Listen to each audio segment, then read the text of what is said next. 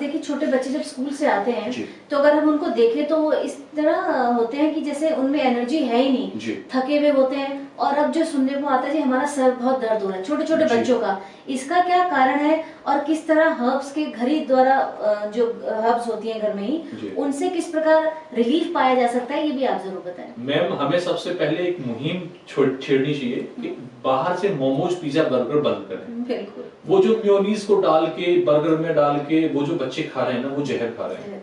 किसी को नहीं पता कि आगे आने वाला फ्यूचर क्या है, किस कंडीशन पे खड़े हैं हम लोग। अगर हम अपने बच्चों को मॉर्निंग में ब्रेकफास्ट में डाइट देते हैं तो ड्राई फ्रूट्स की डाइट भी हम दें, उनके लिए शेक बना के दे रहे हैं तो हम शेक बनाएं, या हम उनको हल्दी डाल के दूध दें। अगर हम उनको मॉर्निंग में ऐसे फ्रूट्स दें जो सीजनल फ्रूट्स हैं, हम ऑफ सीजनल के फ्रूट्स नहीं देने चाहिए।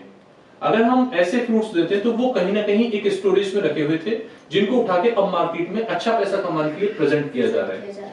अगर हम आज की डेट में बात करते हैं तो जो सीजनल फ्रूट्स है वो डायरेक्ट मार्केट में अपने आप में आ रहा है और हम उसके ऊपर बहुत ज्यादा इन्वेस्ट भी नहीं कर रहे हैं, हम अपने बच्चों को वो दे भी रहे हैं।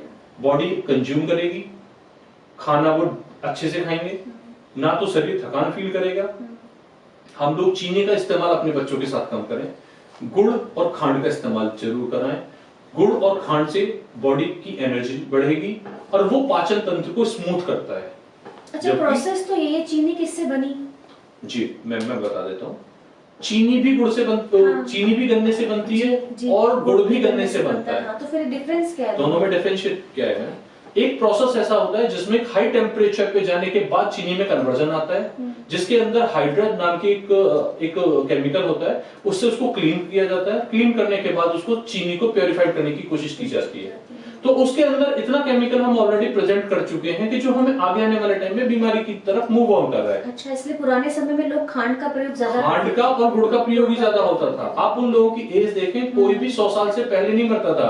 आज की डेट में जो एज फैक्टर वो 80 साल आ चुका है, 60 साल आ चुका है, 70 साल आ चुका है, लेकिन हम समझ ही नहीं पा रहे। अगर हम गुड़ की बात करें, गन्ना आपके सामने पेला जा रहा है, उसमें से पेराई हो रही है और वो जो रस निकल के बाहर आ रहा है। जो भिंडी हमारे यहाँ पे होती है, उनका जो पौधा होता है उसे सुक्लाई वर्ड बोलते हैं हमारे यहाँ पे, उसको उसके अंदर डाला जाता है जिससे उसकी गंदगी बाहर रिफाइन हो जाती है और उसको सीधा सीधा बेल्ट किया जाता है। उसमें हम अपने कुछ प्रोडक्ट्स डाल देते हैं, जैसे पंपकिन सीड डाल दिया, खरबूजे की बीज डाल दिए, या कुछ भी ऐसा प्रोडक्ट जिसको हमारे बच्चे बहुत सहूलियत से खा रहे हैं। आपने आज की डेट में बादाम की जगह आपने सुना होगा कि मूंगफली बहुत अच्छे से काम कर रही है। हम इन चीजों को डाल दें।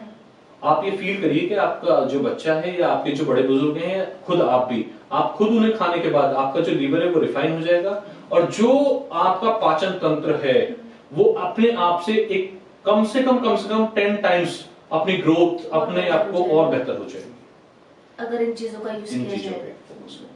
चीनी हमेशा वेट को गेन करने में फोकस करती है। चीनी का काम कहीं ना कहीं बॉडी में रिएक्ट करने का होता है। हाँ, अगर आपकी इंसुलिन डाउन हो रही है, सडन आपकी अर्जेंसी है, तो आप चीनी ना खाएं, आप गुड़ का एक पीस खाएं, वो आपके लिए ज्यादा अच्छा है। जितना भी शुगर पेशेंट्स होते हैं उनको क्रेविंग बहुत होती है कि हमें कुछ मीठा मिल जाए, कुछ मीठा मिले।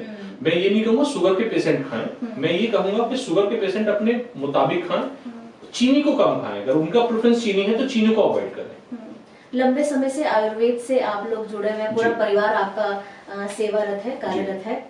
जो मुहिम है अभी और क्या बचा है ये भी आप जरूर बताएं। मैम, पूरे हिंदुस्तान में जो इच्छाएं हैं वो ये हैं कि लोग जिनके पास पैसे ना हो उनको तो मुफ्त में ट्रीटमेंट मिले, सबसे बड़ी बात ये है। दूसरा ये है कि जो भी रहे वो एक टैगलाइन जरूर अपने आप में फील करे कि पहला सुख निरोगी काया। उसका एक पर्पस है कि अगर हिंदुस्तान में लोग सुखी रहेंगे और जिनको डिजीज फ्री रहेंगे तो हमारी जो हिंदुस्तान की ग्रोथ है वो अपने आप बढ़ जाएगी, हॉस्पिटल्स के खर्चे कम हो जाएंगे और लोग ज्यादा लंबे जिएंगे।